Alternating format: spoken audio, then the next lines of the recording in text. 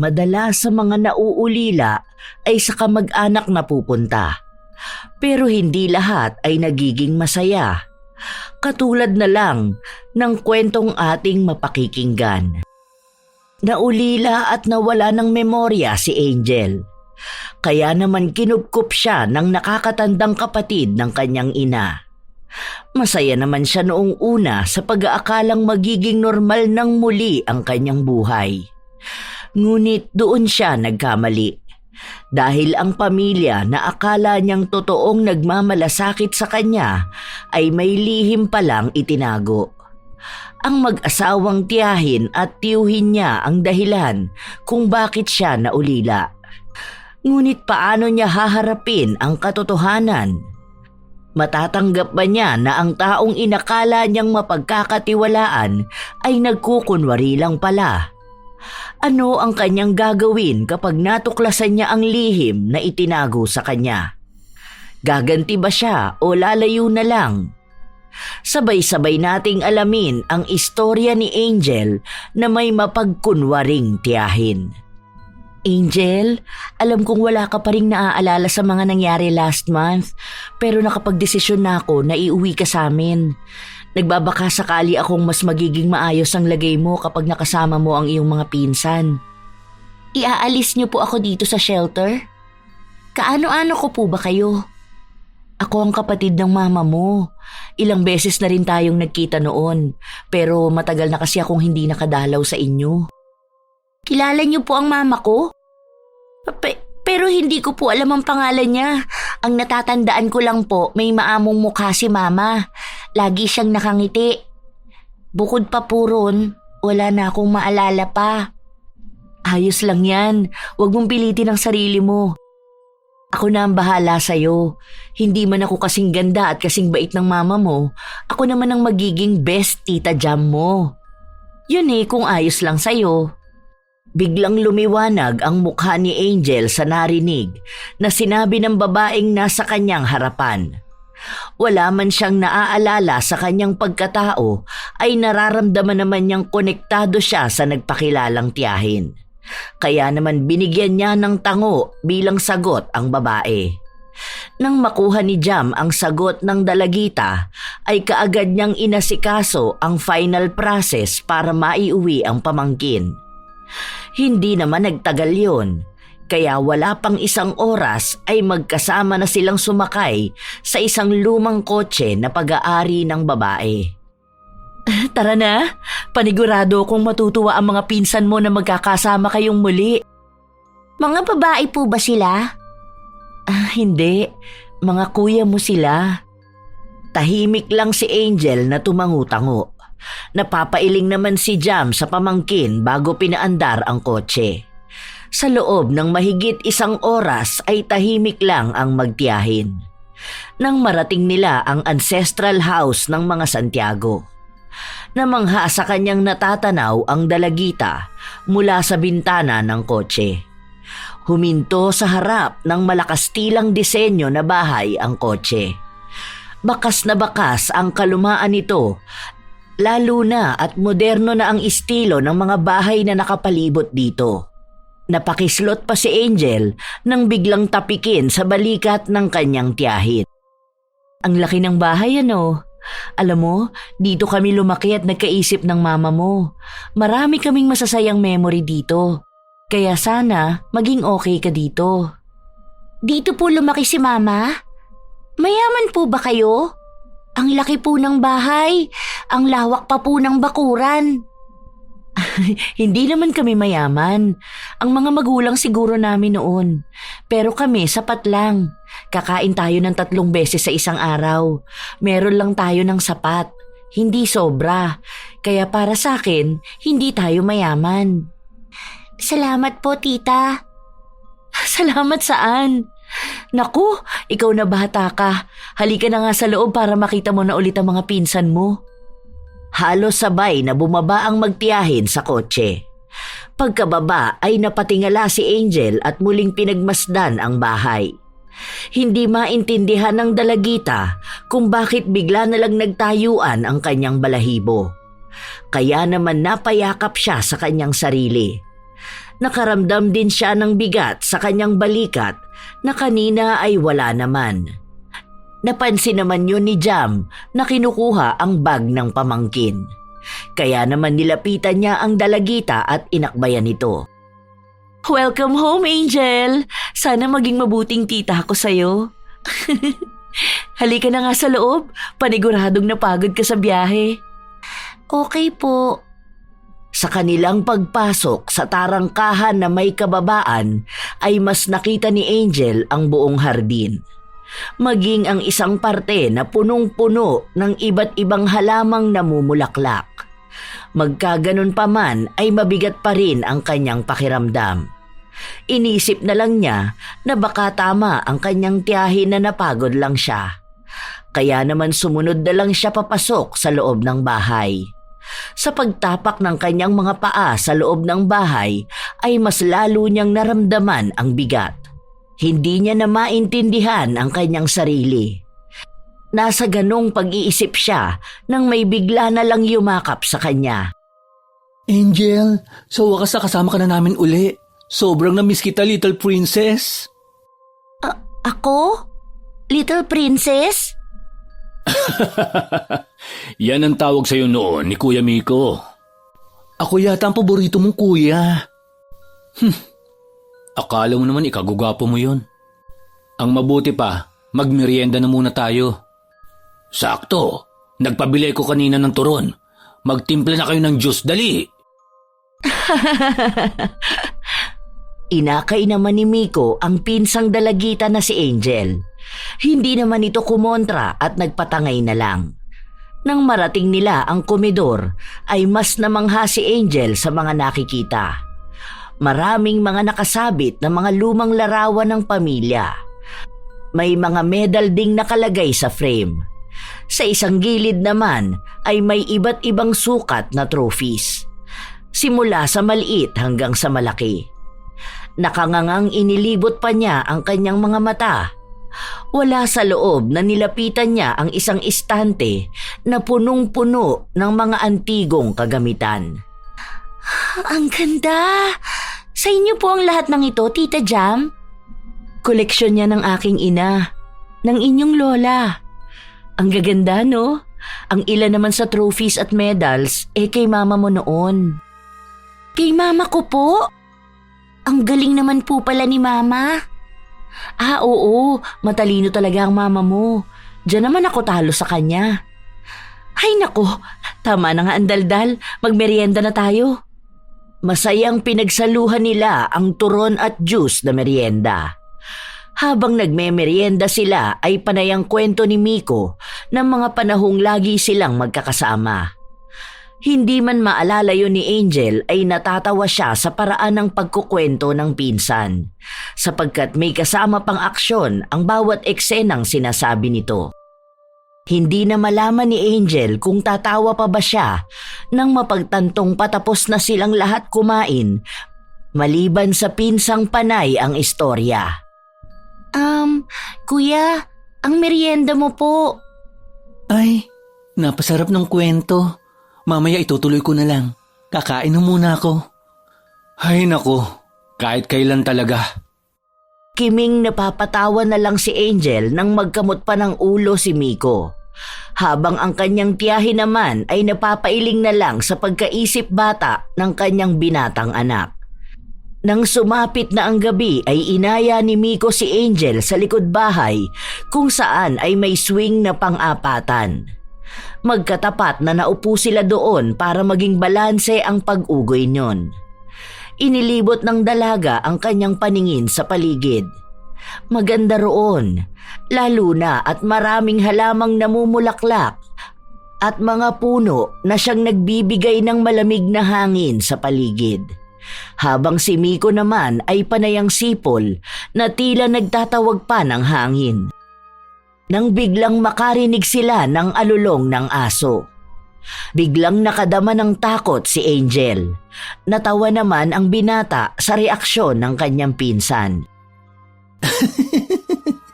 Relax ka lang, pinsan. Normal yan dito sa amin.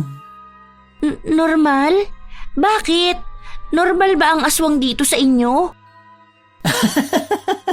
Aswang? Ano bang sinasabi mo? Naku ka, hindi totoo ang aswang. Tuwing gabi ay talagang umaalulong ang aso ng kapitbahay natin dahil itinatali nila. Lagi kasing tumatakas yun at nangahabol ng mga dumadaan. Kagaya na lang noon, may naaksidenteng motor sa harap dahil hinabol ng aso nila. Kaya mula noon, lagi na nilang itinatali ang aso. Ay, akala ko po kung ano na. Dito sa probinsya namin, hindi uso ang aswang. Pero marami ang naniniwala na pugad ito ng mga mangbabarang at mangkukulam. Pero siyempre, sabi-sabi lang yun. Ikaw ba? Naniniwala ka ba sa mga ganon? Hindi po. Mas naniniwala po ako na totoong mas nakakatakot ang mga buhay kesa sa mga patay. Tama. Tumawa na lang din si Angel dahil sa paraan ng pagtawa ng pinsang lalaki. Yun naman ang dinatnan ni Mars na eksena. Napapailing pa ito sa nakikitang inaakto ng dalawa. Hindi naman niya masisi ang kapatid na si Miko dahil sabik talaga ito sa kapatid na babae. Kaya sa tuwing napapaiyak niya noong bata pa sila ang pinsan ay laging to the rescue ang kanyang kapatid. Dahan-dahan na lang siyang lumapit sa dalawa, dala ang isang tray na may lamang gatas at kape para sa kanilang tatlo. Gabing-gabi na nasa labas pa kayo. Uminom na kayo ng gatas para antukin na kayo. Wow! Ang sweet talaga ng kuya ko kahit hindi niya bagay. Ay, salamat po Kuya Mars. Alam mo Miko, kung ayaw mong inumin yung gatas na tinimpla ko, edi wag. O ikaw Angel, inumin mo na ito para makatulog ka na. Kuya Miko, inumin na po natin. Nag-effort si Kuya Mars na ipagtimpla tayo eh. Sige na po, Kuya. Sige na nga. Pero Kuya Mars, tanong lang, bakit sa'yo kape? May kailangan akong tapusing research. Alam mo naman ang trabaho ko, masyadong demanding. Hindi pwedeng petiks-petiks lang. Nakangusong kinuha na rin ni Miko ang gatas na tinimpla ng kanyang kuya. Habang si Angel naman ay paunti-unting iniinom ang mainit-init na gatas. Nang makuha na nila ang kanilang inumin, ay hinawakan na rin ni Mars ang kanyang tasa ng kape bago tumabi sa kapatid na mas bata pa kung umasta kaysa kay Angel. Tahimik lang silang tatlo ng ilang minuto. Dahil nang humangin ng malakas ay may naamoy silang kakaiba na nanggagaling sa parte kung saan ay may nakatanim na kulay pulang rosas. Si Miko ang naunang nag-react. Ano yun? Ang baho! Hoy Kuya Mars, umutot ka ba? Sira ulo. Baka bunganga mo ang naaamoy mo. Mapagbintang ka. Ah! Aray! Ang sakit ng ulo ko! Amoy patay! Dugo! Ah! Dugo! Ayoko ng dugo! Wag! Huwag kayong lalapit! Nataranta ang magkapatid nang mabitawan ni Angel ang isang tasang hawak-hawak. Humawak ito sa kanyang ulo at nagsisigaw. Dahil doon ay nilapitan nila kaagad ang dalagita. Ngunit nagulat si Mars sa mga sinabi ng pinsang babae. Hindi man niya alam kung ano talaga ang nangyayari sa pinsan, ay mas minabuti niyang buhatin ito kahit pa nga nagpapalag si Angel. Buksan mo ang pinto, dali. Kuya, ano bang nangyayari kay Angel? Hindi ko rin alam. Buksan mo na. Kahit na ipasok na si Angel sa loob ng bahay, ay patuloy pa rin ito sa pagsigaw. Dahil naman doon ay nagising din ang mag-asawa. Sa kanilang paglabas ay inabutan nilang nagwawala ang dalagita. Habang ang dalawang binata naman ay inaawat ito na saktan ang kanyang sarili. Mabilis namang kumilos ang ina ng mga binata na si Jam. Bumalik siyang muli sa kanilang silid na mag-asawa at kinuha sa kanyang bag ang gamot na binili ng doktor na ipainom sa dalagita. Nang makuha yon, ay patakbong lumabas siya at kaagad na nag-utos sa asawa na kumuha ng tubig. Pagkalapit pa lang kay Angel ay mabilis inutusan din niya ang kanyang mga anak na hawakang mabuti ang dalagita. Hawakan ninyong mabuti si Angel! Handalian mo! Ang tubig! Oh, ito na! Huwag niyo siyang bibitawan hanggat hindi ko sinasabi. Ano po bang nangyayari kay Angel? Mamaya ka na magtanong. Hawakan muna siya sa kabilang kamay. Nang maiupunan nila sa sofa si Angel at mahigpit na hinawakan ng magkapatid, ay mabilis na hinawakan ni Jam sa pisngi ang pamangkin at sapilitang ipinainom ang gamot. Matapos yun ay maingat na pinainom nila ng tubig si Angel. Ilang saglit pa ay kumalma na ang dalagita. Para itong kandilang nauupos at nanghihina. Sa pagkakataong yon ay ipinapasok na ni Jam sa panganay niyang anak ang pamangkin. Anak, ipasok mo na muna siya sa kwarto niya. Ma, doon na lang kaya muna siya sa kwarto ko matulog. Natatakot ako na baka matakot siya kung mag-isa lang siya sa kwarto. Sa lapag na lang po muna ako matutulog.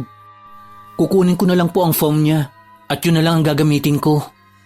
Magandang idea yan, anak. Lalo na at malapit na ang mahal na araw. Hindi pa naman maayos ang lagay ng batang yan. Ma, tapatin mo nga po kami. Ano po ba talaga ang nangyayari kay Angel? Ipasok mo na muna siya. Paglabas mo, ipaliliwanag ko. Binuhat naman ni Mars ang pinsang babae. Kasunod niya si Miko na sa silid naman ni Angel dumiretso para kunin ang foam na kanyang gagamitin. Ipinasok naman ni Mars si Angel sa silid ng kanyang kapatid. Pagkapasok ay kaagad lumapit siya sa kama at maingat na ibinaba ang pinsan. Nang maibaba na ay lalabas na sana siya nang masalubong ang kanyang kapatid na dala na ang foam at kumot galing sa kwarto ng dalagita. Miko, bantayan mo na lang muna si Angel Kakausapin ko muna si Mama. Oo kuya, ako nang bahala muna kay Angel. Balitaan mo na lang ako kung bakit nagkakaganito si Angel. Ay, kawawa naman siya. Nawalan na nga siya ng mga magulang, tapos ganito pang nangyayari sa kanya. Huwag kang mag-alala. Aalamin ko ang lahat. Pangako yan sa'yo ni Kuya. Salamat Kuya. Alam mo naman na para magkapatid na kami ni Angel, kahit ng mga bata pa tayo. Ngumiti lang si Mars sa kanyang kapatid bago lumabas at bumalik sa sala kung nasaan ang kanilang mga magulang. Magkatabing nakaupo ang mag-asawa sa sofa na kanina lang ay kinauupuan ni Angel. Nang malapitan na niya ang kanyang mga magulang, ay umupo siya sa single sofa na nasa gilid ng mahabang sofa. Magkaganon pa man ay walang kahit isang nagtangkang magsalita. Ilang minuto rin na namayani ang katahimikan sa pagitan nila. Nang hindi na makatiis si Mars ay siya na ang bumasag sa katahimikang yon. Ma, ano po bang lagay ni Angel? Alam kong matalino ka at alam kong alam mo. Ang alam ko lang, hindi maayos ang mental health niya. Pwedeng post-traumatic. Pero pakiramdam ko, mas may lalim pa. Ano po ba talaga? Alam ko, hindi lang po ito dahil sa pagkawala ni na tita at tito. Noon pa man anak, hindi na maayos ang mental health ng pinsan mo. Na-diagnose siya noon na may schizoaffective disorder. What? Totoo po ba? Paano pong nangyari yun? Ang pagkakaalam ko po, genetics po yun. Wala naman po may bipolar disorder sa atin o schizophrenia. Sa side ng ama niya ay meron, kaya sobrang alaga siya ng kapatid ko noon. Pero dahil na rin sa environmental factors, doon nila nakita ang unang sintomas. Ilang espesyalista na ang pinuntahan namin para lang ipatingin siya. Noon naman madaling makontrol ang sakit niya. Pero nang mawala ang magulang niya, mas madaling natitrigger ang mental illness niya. Naiintindihan ko po. So, dapat mas maging maingat po tayo. Sa pagkakaalam ko po, maganda na lagi siyang may kausap at masayang kapaligiran. Oo anak, kaya sana naman bawasan mo ang kasungitan mo. Kahit kapag nakaharap lang siya. Pero ma, kanina, sumisigaw siya ng dugo. Ayaw daw niya ng dugo. Tapos sumigaw siya na, wag daw kaming lalapit. Hindi rin kasi ako sigurado, lalo na at sinasaktan pa niya ang sarili niya. Mabuti na lang at maagap ako, kaya napigilan ko siya. Wait, ano pa nga ba ang dapat natin gawin to treat her? Pagkatapos sabihin yon ay nagmamadaling tumayo si Mars at tinungo ang kanyang kwarto para kunin ang kanyang cellphone. Pagkakuha ay bumalik siya sa sala kung nasaan pa rin ang kanyang mga magulang. Mabilis na naghanap siya sa Google kung ano-anong treatment ang kakailanganin para maging maayos si Angel. Kunot pa ang kanyang noo habang binabasa yon. Kombinasyon ng pag-inom ng mga gamot at psychotherapy. Tama! Ma, pa, may kilala po ako magaling na psychiatrist. Kakausapin ko po siya bukas para makapagpa-schedule tayo. Salamat, anak. Ma, pamilya tayo. Isa pa, napakabait sa akin noon ang mga magulang ni Angel. Si Tita Jeline po ang dahilan kaya ako nakapagtapos sa kursong gusto ko. Mabait kasi talaga ang kapatid ko na yon. Isa pa, paborito kanyang pamangkin. Bukas na ang kwentuhan. Magsitulog na tayo. Tumangulang si Mars bago tumayo at nagtungo sa kanyang kwarto. Habang sa silid naman ni Miko ay walang ibang ginagawa ang binata kundi ang mag-scroll sa Facebook. Ayaw niyang matulog sa takot na magising si Angel at baka magwala na naman. Ngunit nang lumalim na ang gabi ay hindi na namalaya ng binata na nakatulog na siyang hawak pa rin ang kanyang cellphone. Hindi pa man nagtatagal ay biglang dumilat si Angel at dahan-dahang tumayo. Mabagal at maingat ang kanyang mga hakbang na lumabas ng kwarto. Dumiretso siya sa likod ng bahay kung saan ay may nakatanim na pulang rosas. Umupo siya sa harap nun at saka ngumisi. Ano palagay niyo sa akin? Baliw? Tanga? Pwes, nagkakamali kayo dahil mas malala pa ako sa inaakala ninyo. Nakangiting hinawakan niya ang matinik na tangkay ng pulang rosas. Natusok man ang kanyang daliri sa tinik, ay wala siyang pakialam doon. Pinitas niya ang bulaklak at saka pinatulo ang kanyang sariling dugo sa lupang kinatataniman ng halaman. Nang matapos ang pagpapatulo niya ng kanyang dugo, ay tumayo na siya at muling bumalik sa kwarto ni Miko na hawak pa ang pulang rosas. Humiga siya sa kama at hindi man lang binitawan ng bulaklak. Kinabukasan ay tanghali nang nagising si Angel. Wala na rin si Miko roon, kaya naman pupungas-pungas na tumayo na siya. Lingid sa kanyang kaalaman ay hawak pa rin niya ang rosas. Sa paglabas niya sa kwarto ay napatingin ang lahat sa kanya. Lahat sila ay may pagtataka sa kanilang mga mukha. Lalo na ang kanyang tiyahin na si Jam. Por Diyos por Santo! Anong nangyari sa iyong bata ka? Po? Bakit po? Miko, akala ko ba binantayan mo ang pinsan mo? Bakit ganito ang itsura niya? Ang dumi ng kanyang paa, pati na rin ang kanyang damit. Saan ka ba nagsusuot? Ano ba yung hawak mo? Rosas?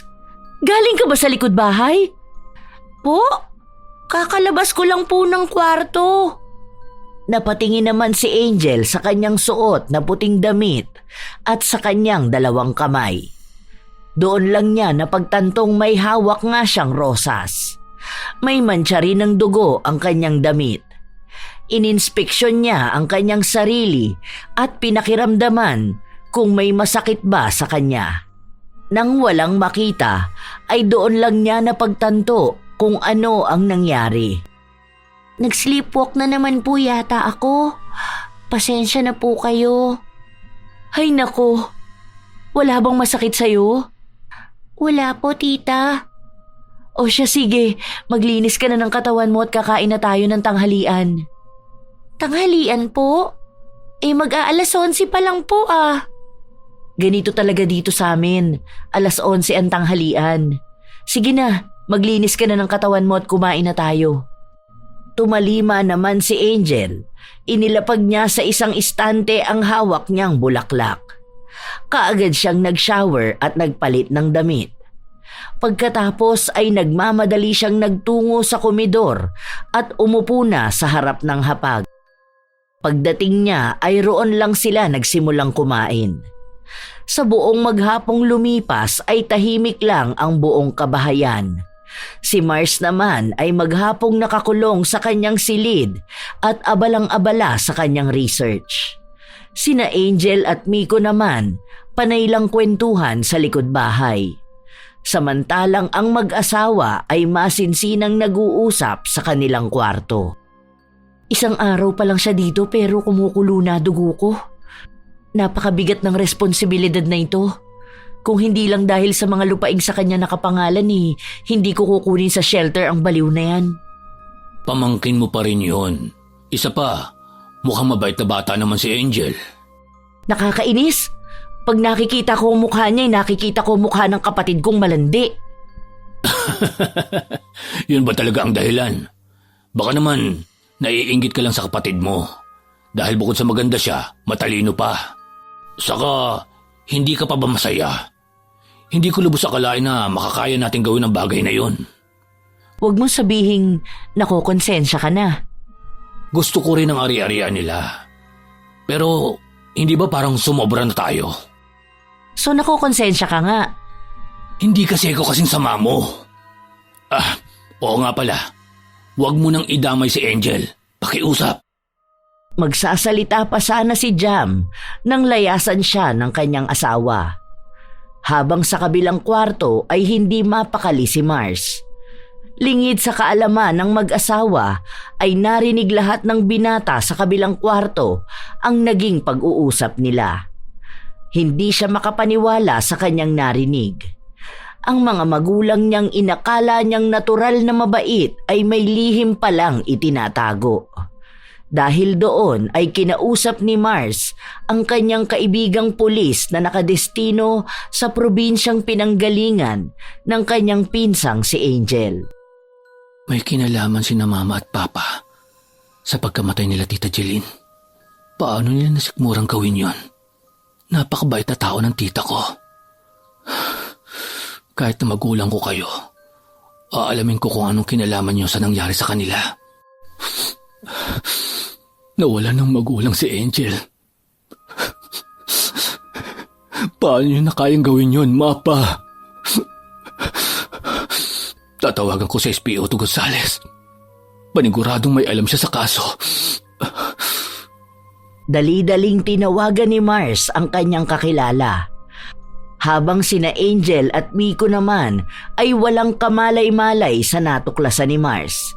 Masaya pa rin silang nagkukwentuhan at nagtatawanan. Nang sumapit na naman ang gabi ay may kakaiba na namang naganap kay Angel. Kagaya ng nakaraang gabi, nang makatulog na ang lahat ay muling nagtungo si Angel sa likod bahay. Doon ay muli siyang nagpunta sa harapan ng halamang namumulaklak ng rosas. Ang kaibahan lang ay hindi na siya namitas ng halaman. Sa halip ay nag-usal siya ng mga salitang Latin. Ang lahat ay nagsisimula ng gumalaw. Maghintay lang kayo dahil sigurado na ako ang magiging lamat ng pamilya ninyo.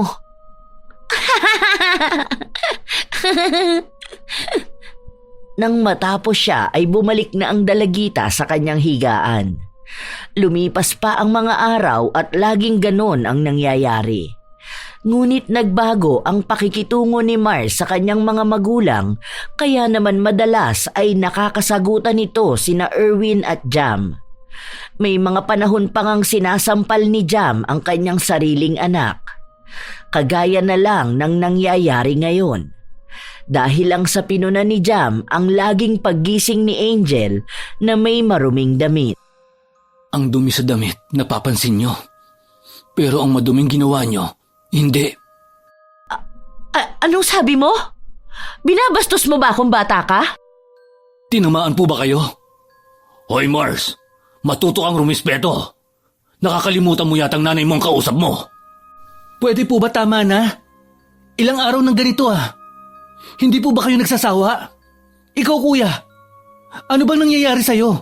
Hindi ka naman dating ganyan Wala, pagod lang ako. Pagkasabi nun ay kumuha lang ng kanyang pagkain ng binata at pumasok na sa kanyang kwarto. Hindi naman makapaniwala ang kanyang mga magulang sa inaasta niya. Hoy Mars! Huwag mo akong tinatalikuran! Bumalik ka nga rito!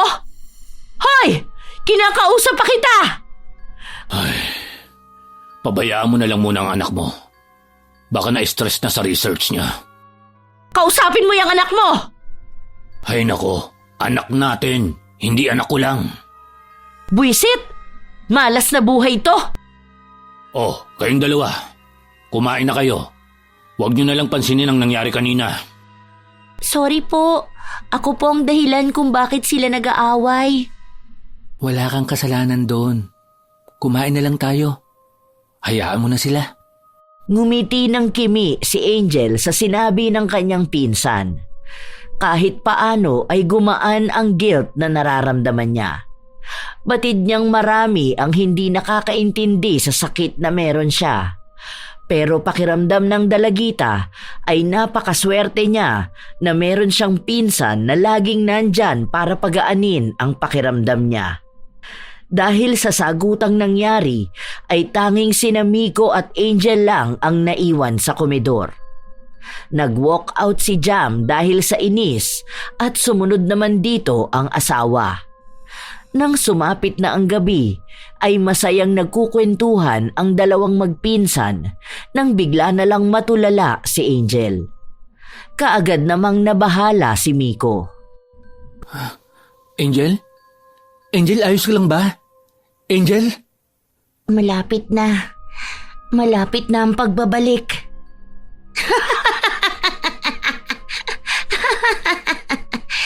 Buhay ang kinuha, buhay din ang kapalit. Sa bawat patak ng dugong tumulo sa lupa ay dugo rin ang kabayaran. Humanda kayo dahil isasama ko kayong lahat sa impyerno! Ma! Kuya! Papa! Si Angel! Natataranta namang nagdatingan ang tatlo. Ngunit bago pa man sila makalapit ay nakita nila kung paano saktan ni Angel ang kanyang sarili. Nandyang sa bunutan nito ang sarili at pagkakalmutin ang mga braso at mukha. Patakbong lumapit si Mars sa dalagitang dumudugo na ang braso dahil sa lalim ng pagkalmot nito sa sarili. Habang si Miko at ang kanyang mga magulang ay natulala sa nasasaksihan. Ma, pa, nasaan ang gamot ni Angel? Hoy Miko, tulungan mo kong awatin to. Ano ba, kumilos kayo? Umalis ka! Bitiwan mo ako! Hindi ka kasali rito! Tumigil ka na! Kung hindi, idadamay kita! Angel, ano ba? Gumising ka na! Angel! Hindi niyo ako mapipigilan! Magsama-sama tayong lahat sa impyerno! Angel? Han, kumuha ka na ng gamot. Dalian mo. Kukuha na ako ng tubig. Halos magkandadapa-dapa pa ang mag-asawa sa pagtakbo papasok sa loob ng bahay.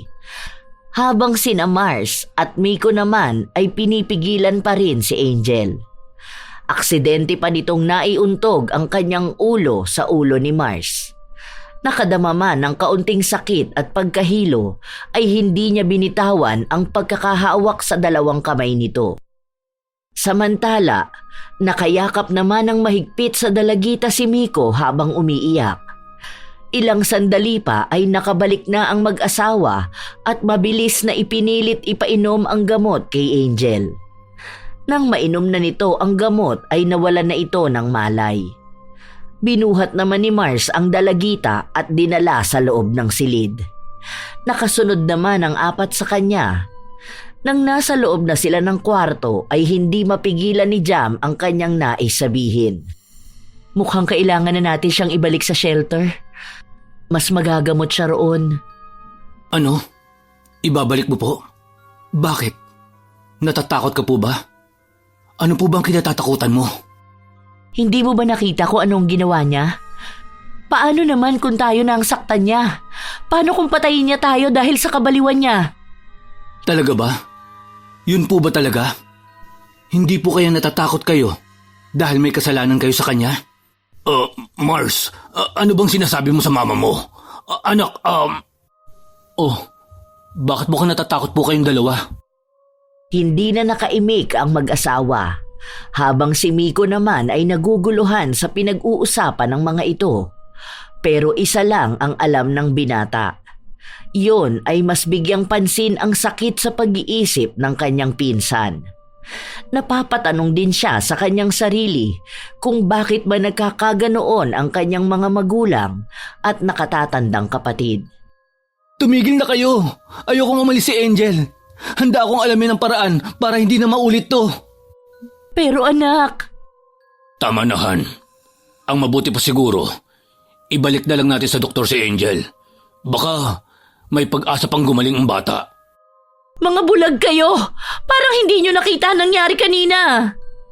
Hindi pa man nakakapag-react ang kanyang mga anak, ay hinila na siya palabas ng kanyang asawang si Erwin. Kinuhang pagkakataon naman yun ni Miko para magtanong sa nakatatandang kapatid. Kuya, umamin ka nga sa akin. Ano ba talaga ang nangyayari? Anong ibig mo sabihin? Ang laki ng ipinagbago mo. Noon, lagi kang mahinahon. Lagi mo sinusunod si Mama. Ayaw mo rin ba umalis dito sa atin si Angel? Huwag mo nang alamin. Ang mahalaga ngayon, maalagaan natin si Angel. Bukas sumama ka sa akin. Dalhin natin si Angel sa kaibigan kong doktor. Mukhang maraming iniisip sila, Mama. Kaya hindi nila naaasikaso. May duda man sa sagot ng nakatatandang kapatid ay tumango na lang si Miko. Mas importante ngayon sa kanya na mapanatili nila sa bahay si Angel. Kinabukasan ay maagang umalis ang tatlo. Habang nasa daan ay tahimik lang silang lahat. Walang isa man sa kanila ang may gustong magbukas ng usapan tungkol sa nangyari nung nakaraang gabi. Hanggang sa makarating sila sa ospital ay hindi sila nag-iimikan. Pagbaba ng sasakyan ay biglang nakadama ng matinding kaba at takot ang dalagita. Napansin naman yon ni Miko na nakatayo lang sa kanyang tabi. Hinawakan niya ang kamay ng babaeng pinsan at saka siya hinaplos sa ulo. Huwag kang mag-alala, Angel. Nandito lang tayo para sa therapy mo. Hindi nyo po ako iiwan dito ni Kuya Mars? Bakit ka naman namin iiwan dito? Magpakatatag ka. Hindi kami papayag na mahiwalay ka pa sa amin. Kahit dito man lang, makabawi kami sa utang na loob namin kay Tita Jeline. Talaga po, Kuya Mars? Oo naman. Para ka na naming kapatid, kaya hindi ka namin pababayaan. Tumango at ngumiti lang si Angel. Pinagitnaan ng magkapatid ang dalagita at hinawakan ng mga ito ang magkabilang kamay niya bago sila sabay-sabay na pumasok sa ospital at tinungo ang opisina ng kaibigan ni Mars. Kinausap sandali ng binata ang kaibigan bago nila iniwan si Angel kasama ang doktor. Habang nasa labas sila ng opisina ay biglang tumunog ang cellphone ng binatang si Mars. Dito ka lang ha. Sasagutin ko lang ang tawag. Sige, kuya. Lumayo si Mars bago niya sinagot ang tawag. Ang dating kaklase niya ang tumawag. Ang pulis na nakadestino sa probinsya nila Angel. Ayon sa pulis ay maraming saksak ang natamo ng kanyang tita Jeline. Ngunit ang tunay na dahilan ng pagkamatay nito ay ang gilit nito sa leeg. May bakas din ng pagpalo sa ulo nito, habang ang asawa ng ginang ay namatay dahil sa pagkakasakal. Ngunit may mabababaw na saksak ito sa dibdib at mukha. Hindi makapaniwala si Mars sa kanyang narinig. sapagkat ang sinabi lang ng kanyang ina ay napatay ng magnanakaw ang magulang ng pinsan. Hindi rin naman niya inalam noon ang totoong nangyari dahil para sa pagdadalamhati. Sigurado ka ba sa sinasabi mo? May suspect ka na ba? Nahuli na ba ang may gawa? Ngunit naging mas malakas ang kanyang paniniwala na may kinalaman ang kanyang mga magulang nang sabihin ng pulis na wala silang kinilalang may sala.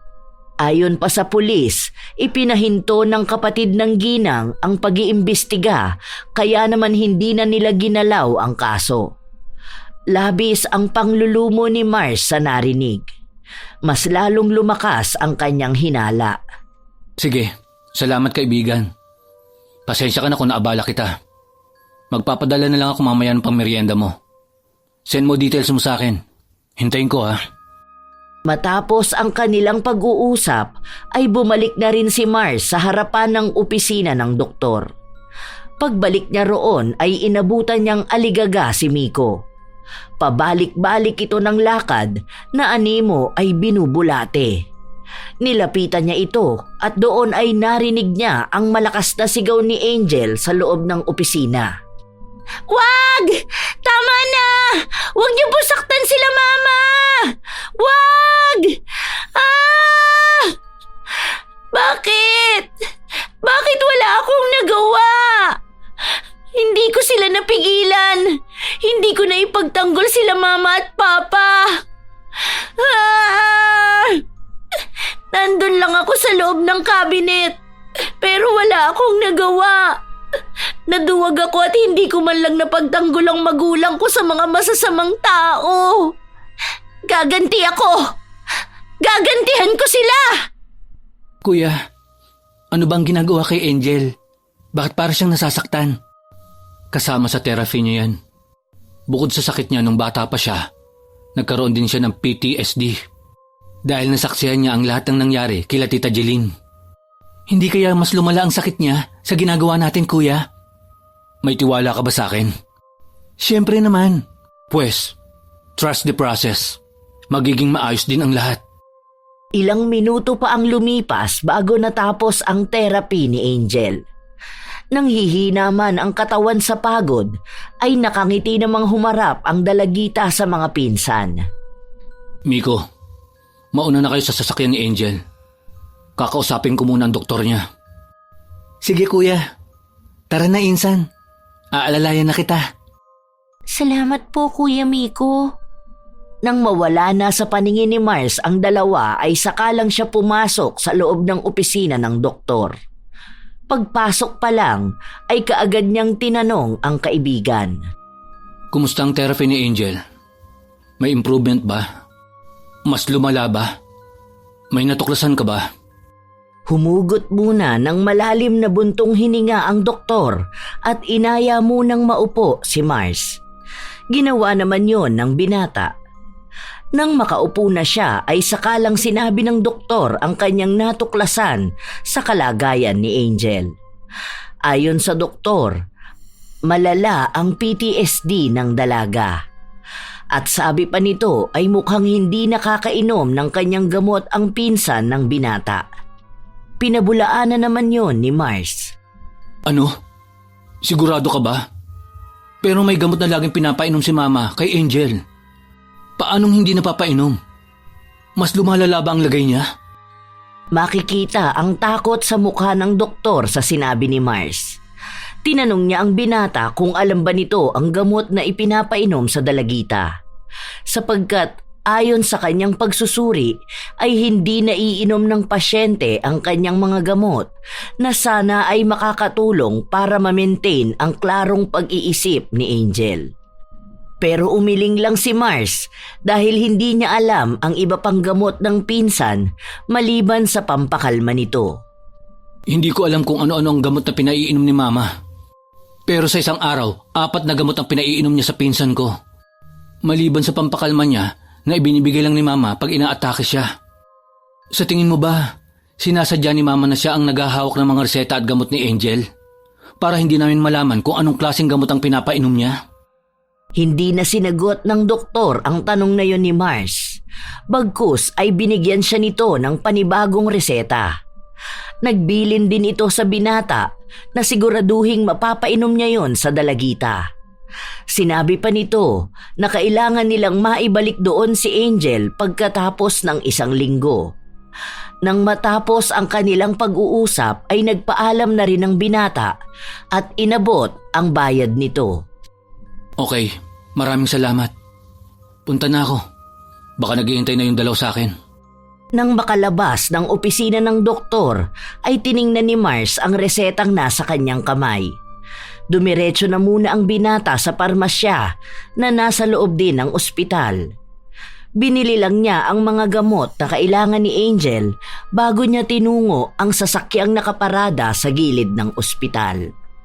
Naabutan niya ang dalawa na nagtatawanan sa loob habang nanonood sa cellphone ni Miko ng SpongeBob SquarePants. Aba, mukhang ang saya nyo ah. Si Kuya Miko po kasi ginagaya si SpongeBob at si Patrick. Pinapatawa ko lang si Angel, kuya. O sige na, umayos na kayo at uuwi na tayo. Kuya, libre mo kami sa McDo. Sige, mag-drive-thru na lang tayo. Matapos sabihin yun ay pinaandar na ni Mars ang sasakyan. Ilang minuto lang ay nasa drive-thru na sila ng McDo. Dahil unang beses ni Angel ay si Mars na ang umorder ng pagkain niya. Nang makuha na nila ang pagkain ay nagmaneho na pauwi ang binata. Umabot din ng mahigit kalahating oras bago nila narating ang kanilang bahay. Pagdating sa bahay ay nagtataka pa si Mars kung bakit saradong-sarado ang bahay pero naroon naman ang sasakyan ng kanyang mga magulang. Ipinagkibit balikat na lang niya yon. Pagpasok sa bahay ay kaagad na nilantakan nila ang mga in-order na pagkain. Pagkatapos kumain ay pinainom na ng binata sa dalagita ang isa sa mga nireseta ng doktor dito. Nang masigurong nainom na ni Angel ang gamot, ay saka siya nagpaalam. Maiwan na muna kayo rito. Pag may kailangan kayo, nasa kwarto lang ako. Sige kuya, maliligo na rin muna ako. Ikaw Angel, magpahinga ka na muna. Paniguradong napagod ka. Sige po, doon na po muna ako sa kwarto ko at iidlip. Nagkanya-kanya na ang tatlo. Lumipas pa ang kalahating oras at dumating na sina Jam at Erwin. Nagtatalo ang mga ito tungkol sa isang bagay na siya namang narinig ni Mars. Bakit ka ba kontra ng kontra? Karapatan ko yon bilang kapatid ni Jeline. Bakit ba pinipigilan mo ko? Ano ka ba naman? Buhay pa ang anak nila. Tapos ang gusto mo, ilipat lahat ang naiwan nilang mag-asawa sa pangalan mo. Hindi ka ba nahihiya? At ano namang ikahihiya ko? Ang iba sa ari-arian nila ay nanggaling sa mga magulang ko. Ampon lang naman si Jeline. Pero ano, nakinabang siya sa mga ari-arian namin. Hindi na kita kilala. Sobra na. Hindi ko na masikmura ang gusto mong gawin. Sa tingin mo ba, hindi nahahalata ng mga anak mo na ibang gamot ang pinaiinom mo sa pamangkin mo? Palagay ko nga, nahalata na ni Mars ang ginagawa mo. Kaya siguro ganun ka nalang sagot-sagutin ng panganay natin. Wala akong pakialam. Bahala ka nga sa buhay mo. Aalis na sana si Erwin at pupunta na lang sa kanilang silid nang biglang bumukas ang pinto ng kwarto ni Mars. At iniluwanon ang binata na halatang galit sa kanyang mga narinig. Natameme si Erwin, habang si Jam naman ay pilit na ngumingiti sa anak. Ngunit hindi yun pinansin ng binata. Bagkus ay inaya niya ang kanyang mga magulang na umupo muna sila sa sala para makapag-usap. Nag-aalinlangan naman si Erwin sapagkat kitang-kita niya ang kaseryosohan ng kanyang panganay na anak. Pero hindi yun alintana ni Jam. Habang si Miko naman ay kakalabas lang ng banyo. Nakita niya ang likod ng kanyang mga magulang na papunta sa sala at kuya na nakatayo lang habang nakapamewang. Kumibit balikat na lang siya at dumiretso sa loob ng silid kung saan ay umidlip si Angel. Ay nako, mukhang seryoso ang usapan nila. Tungkol siguro sa usapan ni kuya at ng doktor kanina. Nakaidlip na kaya si Angel? Sa pagpasok ni Miko sa loob ng kwarto ay inabutan niyang nakatayo si Angel sa harap ng study table kung saan nakapatong ang iba't ibang gamit ng binata.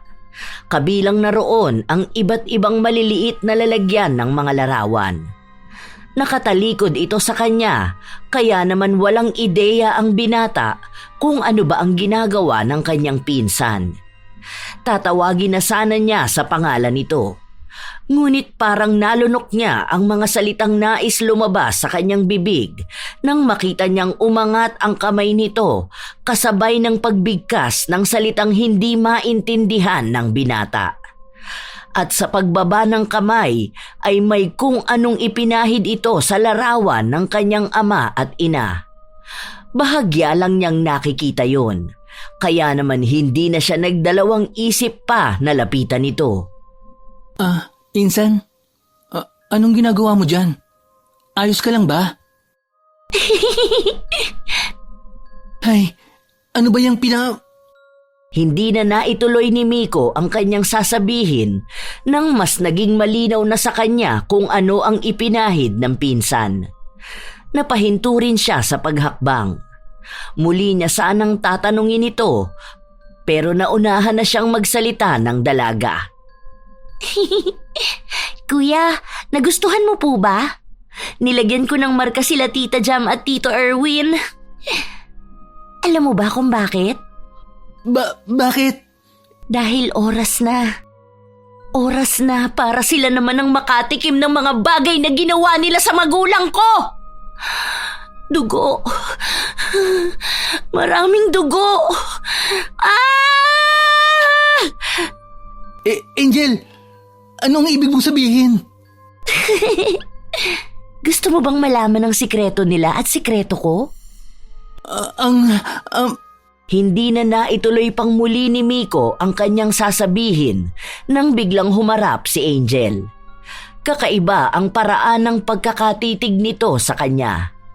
Bukod pa ron ay may duguring tumutulo sa labi nito na sa kanyang palagay ay sariling dugo nito na ginamit para ipahid sa larawan ng kanyang mga magulang.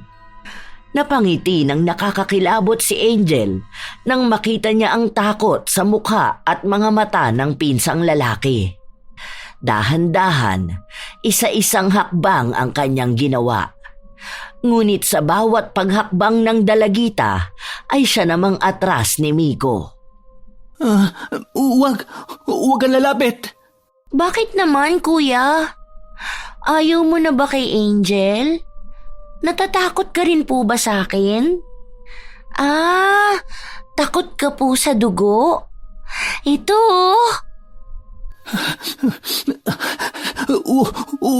Huwag kang...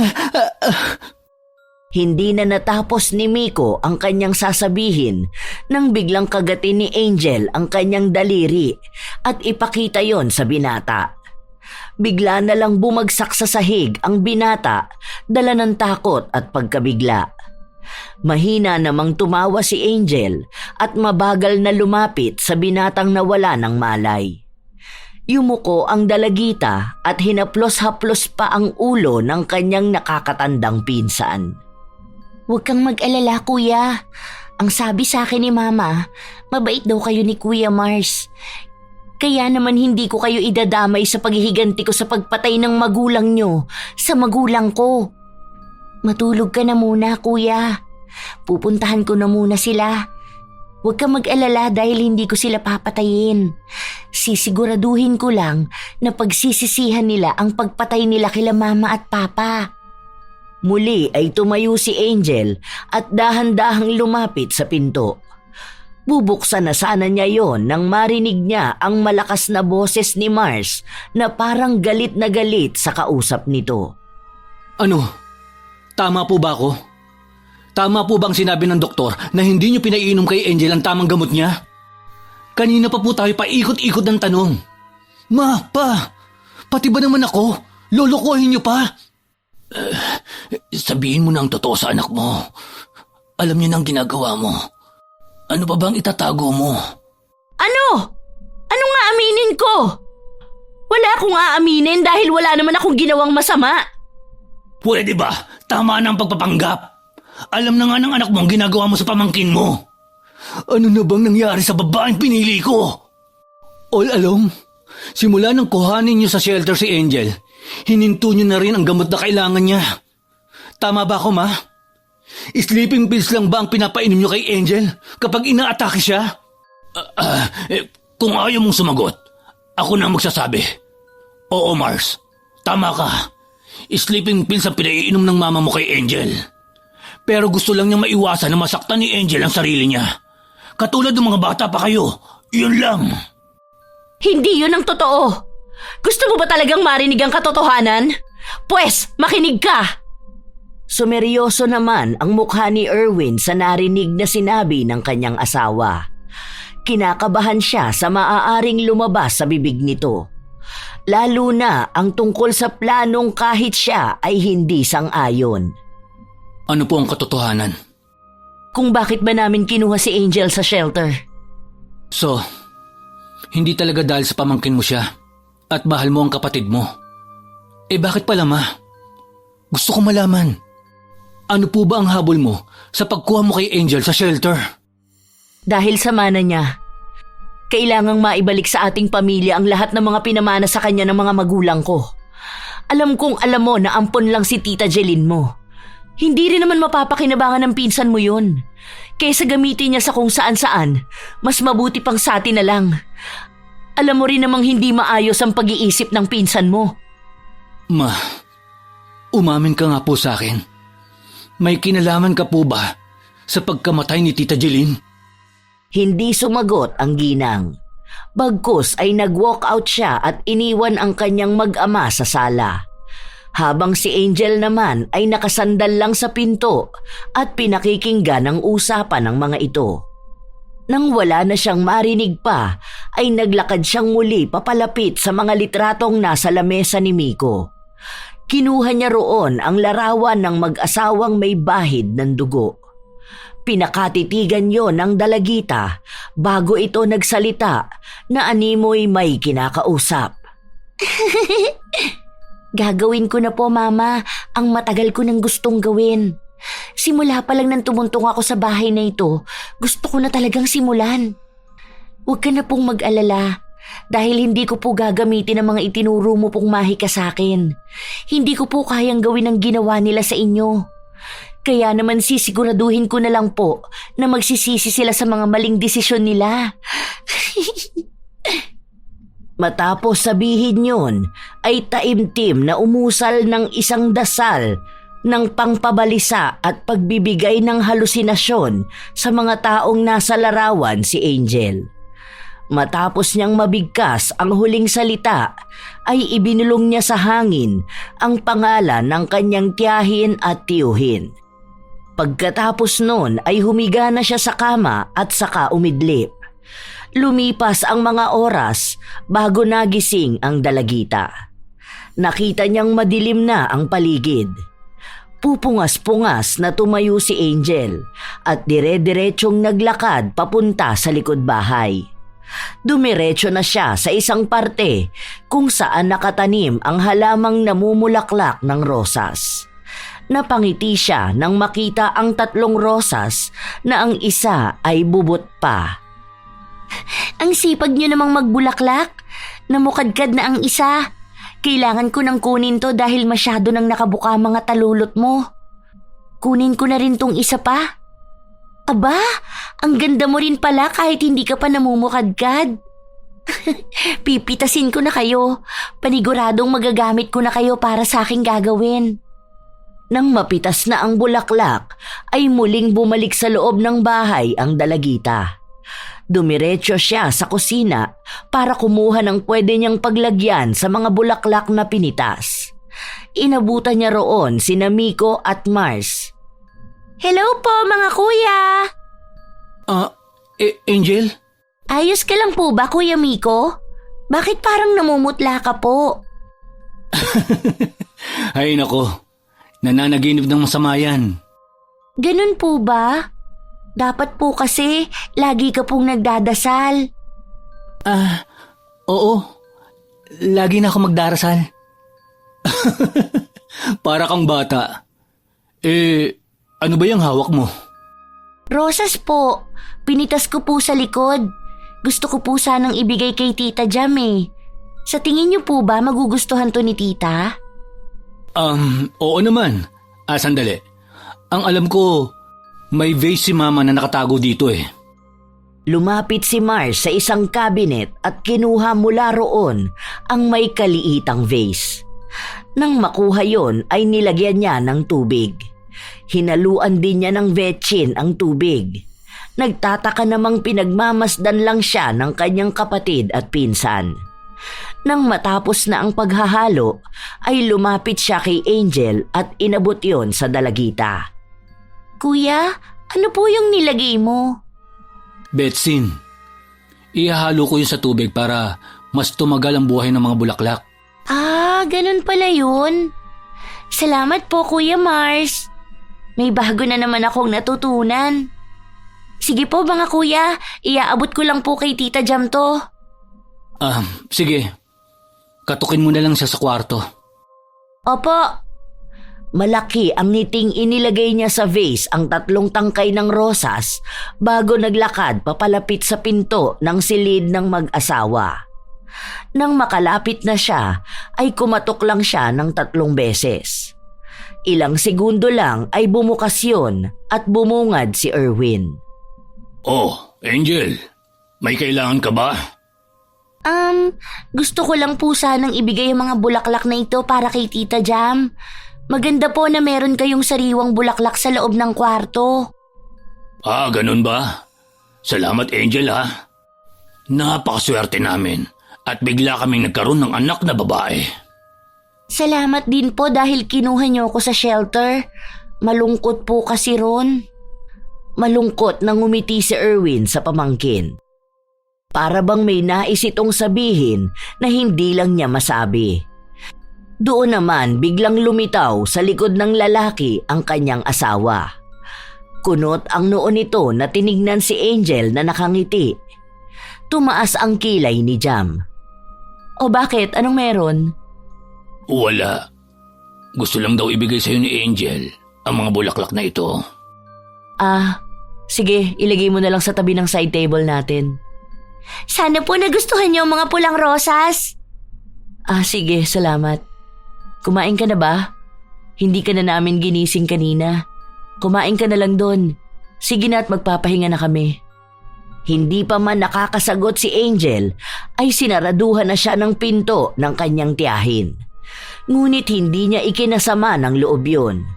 Bagkus ay mas lumaki pa ang kanyang ngiti. Sige lang po, Tita Jam. Tingnan po natin kung anong mangyayari mamaya. Naglakad si Angel pabalik sa kusina. Naabutan niyang naroon pa rin ang magkapatid. Si Mars ay umiinom ng kape, habang si Miko naman ay umiinom ng gatas. Nang makita siya ng mas matandang pinsan, ay inaya siya nito sa lamesa at pinaghainan ng pagkain. Habang kumakain siya, ay panay lang ang tanong ni Mars tungkol sa mga naaalala niya nung kausap siya ng doktor. Wala namang ibang pinag-usapan ang mga ito. Nang maubos na niya ang kanyang pagkain, ay tatayo na sana siya para magtimpla ng kanyang gatas.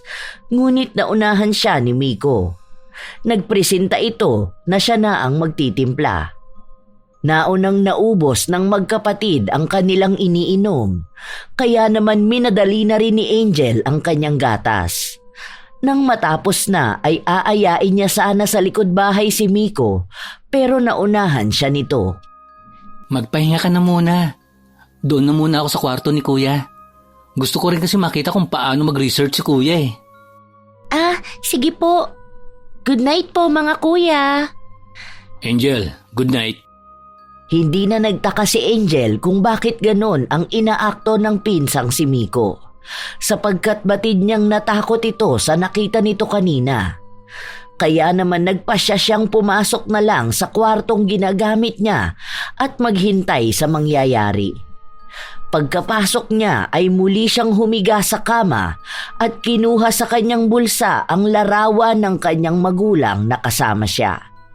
Nakatupi yun ng maliit. Binuklat niya yon at pinagmasdang mabuti.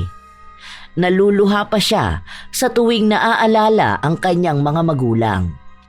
Ma, Pa, miss na miss ko na po kayo. Kung hindi po sana naging ganid sila Tita Jam, siguro buhay pa po kayo. Magkakasama pa po siguro tayo. Masayang nagpupunta sa bukid. Masayang magkakasama. Mama, Papa. Lumipas pa ang ilang oras at hindi na malaya ni Angel na nakatulog na naman siya dahil sa pag-iyak. Ngunit nagising siya nang makarinig siya ng malalakas na kalampagan at sigawan sa labas ng kwarto. Nagmamadaling bumangon siya at tinungo ang pinagmumula ng mga kaguluhan. Paglabas niya ng kwarto ay inabutan niyang nagbabasag ang kanyang tiyahin ng mga gamit sa bahay. Sigaw din ito ng sigaw na animoy may nakikitang hindi nila nakikita. Hindi naman nagtaka ang dalagita sa nasasaksihan sapagkat siya ang may kagagawan nun. Hindi lang niya inaasahang ganon ang magiging epekto sa kanyang tiyahin. Lumayo kayo sa akin! Pinatay na namin kayo! Bakit ba hanggang ngayon ginugulo niyo pa rin ako? Demonyo ka, talagang bruha ka! Layuan mo ako! Ma, ano po bang nangyayari sa'yo? Ma, tama na! Ayoko na. Hindi ko na kaya. Tama na. Kasalanan namin to. Dapat na kaming managot. Habang nagkakagulo ay nakatayo lang si Angel sa isang gilid at pinapanood ang mga ito. Habang si Mars naman ay pilit na nag-iisip ng paraan para mapakalma ang kanyang mga magulang na ang isa ay nagwawala habang ang ama naman ay kinakausap ang sarili. Ma, Pa, ano po bang nangyayari sa inyo? Hindi ko na kaya, anak. Ginugulo ko ni Jeline. Hindi niya ako mapatawad. Kaya para mapatawad niya ako, dapat subuko na kami sa mga pulis.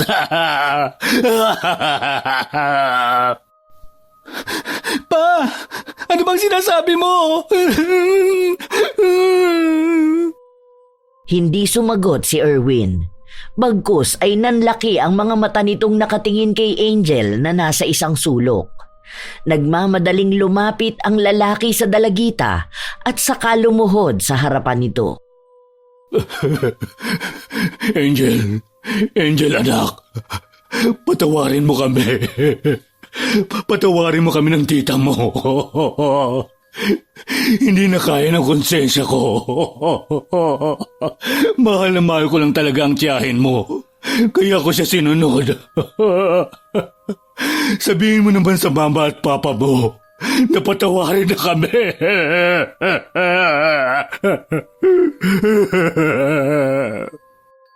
Ano po bang sinasabi ninyo, Tito Erwin? Ano pong kinalaman nila mama at papa?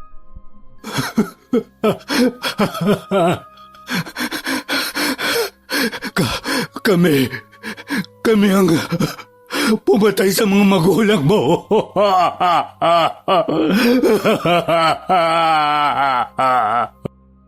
Natahimik ang tatlo sa kanilang mga narinig. Tanging ang sigaw na lang ni Jam na parang may kinatatakutan ang maririnig sa buong kabahayan. Tumulo ang luha sa mga mata ni Angel. Si Mars naman ay nabigla kahit pa nga may duda na siya dahil sa sinabi ng kanyang kaibigang pulis.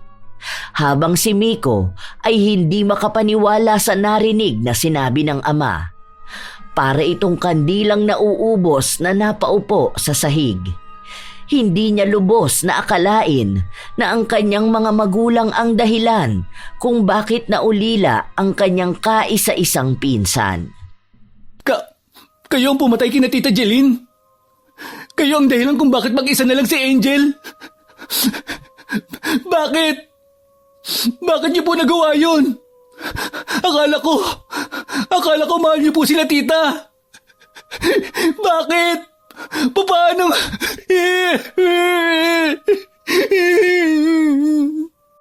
Hindi na naituloy ni Miko ang kanyang sasabihin nang bigla na lang tumakbo pasugod si Jam kay Angel na may hawak na kutsilyo.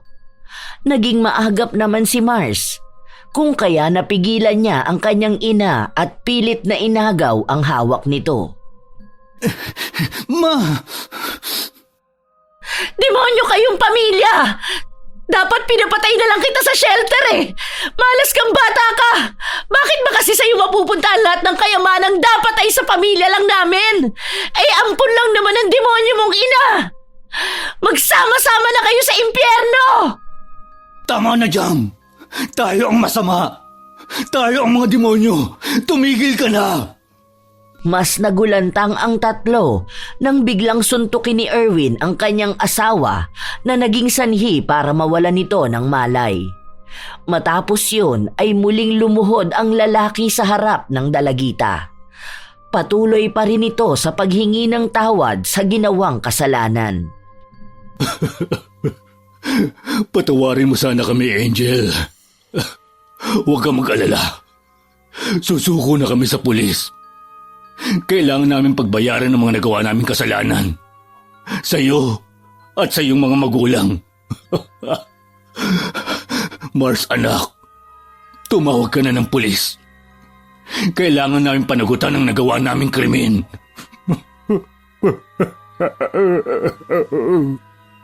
Nag-aalangan man ay sinunod pa rin yun ni Mars, sapagkat alam niyang yun din ang tamang gawin. Kahit pa nga masakit yon sa kanilang magkapatid, kasalanan pa rin ng kanyang mga magulang. Nanginginig ang kamay na tumawag siya sa police station na malapit lang sa kanila. Nang matapos niyang i-report ang kinaroroonan ng mga gumawa ng krimen, ay inihiga nila sa sofa ang ina. Tahimik lang silang lahat habang hinihintay ang mga pulis. Ilang minuto bago dumating ang mga ito, ay binasag ni Erwin ang katahimikan.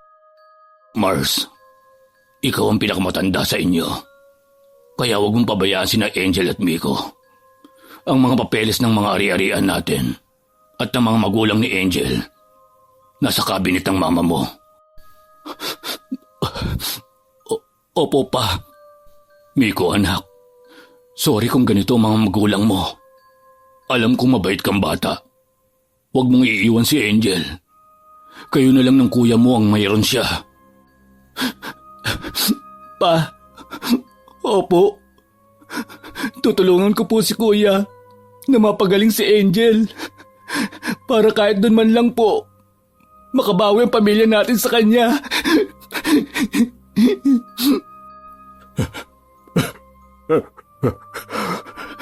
Angel, sorry ha. Hindi ko man lang kinontra ang kagustuhan ng tita Jam mo. Sana, mapatawad mo kami. Opo, ipagdadasal ko po kayo. Alam ko po na narinig kayo nila mama.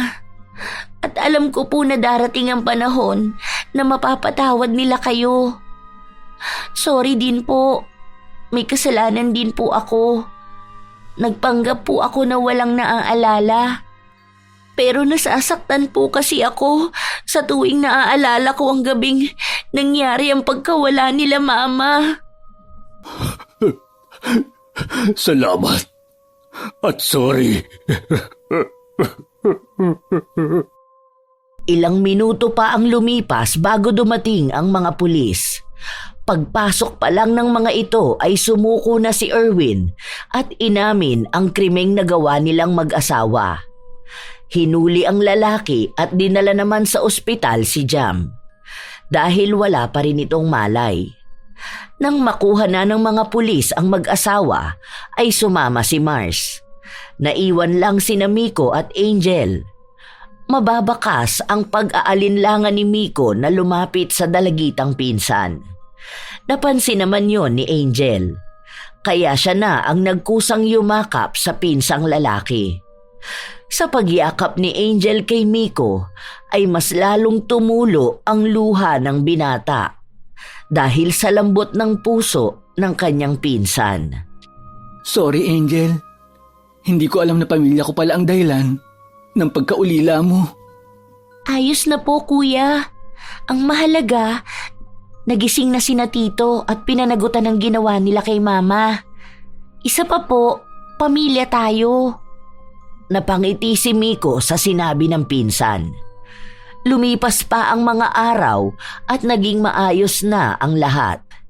Nakokontrol na rin ang sakit ni Angel. Ipinalipat na rin ni Mars sa pangalan ng dalagita ang lahat ng ari-arian na naiwan ng yumaong magulang nito. Si Jam naman ay dinala sa isang mental institution dahil para na itong nabaliw.